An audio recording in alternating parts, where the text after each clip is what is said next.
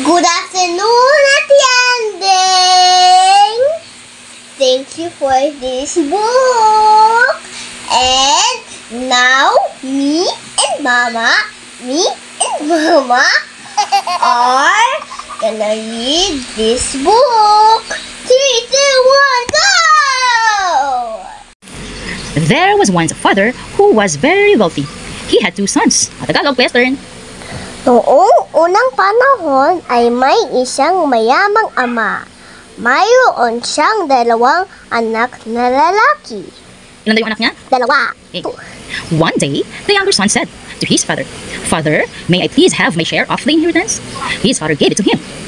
Your turn. Isang araw, kinausap ng bunsong anak ang kanyang tatay. Itay, ibigay na po ninyo sa akin ang aking mana. Kaya, ibinigay niya sa anak ang kanyang mana. A few days later, the boy took his money and left home. He went a long, long way from home. Your turn. Pagkalipas ng ilang araw, kinuha ng bunsong anak ang lahat ng minana ng niyang pera at siya'y umalis. Nagpunta siya sa isang malayong lugar. He soon used up all the money his father had given him. Your turn. Ginasta niya ang lahat ng pera na binigay ng kanyang ama. He had no money left. He had no food to eat. Your turn. Naubos lahat ng pera niya at wala na siyang makain. Next page. Kaya naghanap siya ng trabaho at naging tagapag-alaga siya ng mga baboy. The young man was very hungry. He was so hungry, he thought of eating the pig's food. Gutom na gutom siya at halos kainin na niya ang pagkain ng mga baboy. Whoa. Finally, he said to himself, "My father's servants all live better than I do. I think I'll go back home. I shall tell my father I have done wrong to him and to God. I'll ask him to give me a job as one of his servants." So he began the journey home. At napag-isip-isip niya ang kanyang pagkakamali. Sinabi niya sa sarili, mas maganda pa ang kalagayan ng mga katulog sa bahay ng aking ama.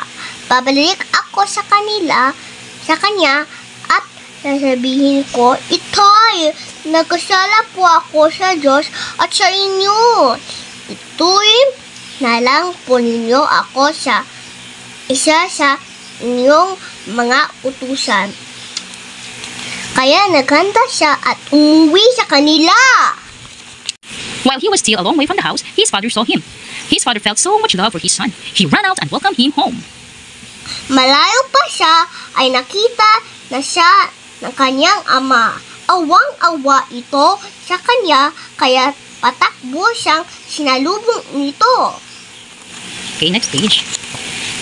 His father hugged him. The son said, "Father, I have done wrong against you and against God. I have no right to be your son anymore." Niyakap siya ng kanyang ama.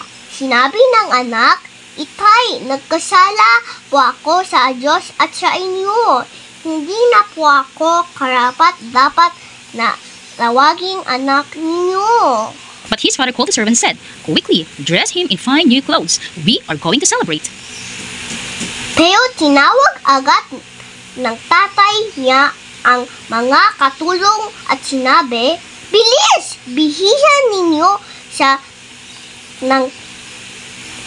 ng pinakamagandang damit at magdiriwang tayo." The father came home from work. He heard the sound of music and dancing. He was very angry because his father had never given him a party like this. The father came outside and said, "Come and join the party." He thought he was dead, but he is home again. This is really something to be happy about. Your turn. Go. Umuwi galing sa trabaho ang nakatatandang kapatid. Narinig niya ang tugtugan at sayawan. Nagalit siya sapagkat kailanman ay hindi siya binigyan ng ganitong pagdiriwang ng kanyang ama. Nilapitan siya ng kanyang ama at ang sabi, halika, tayo ay magdiwang. Akala natin ay patay na ang iyong kapatid, pero siya ay naririto ng muli. Ito ay dapat nating ikagalak. Ikagalak. Ikagalak! Yon. Hi, Ate Andeng! I enjoyed reading this. Later, Mama's gonna do the Tagalog and I'm gonna do the English. Yeah! God bless you! I love you!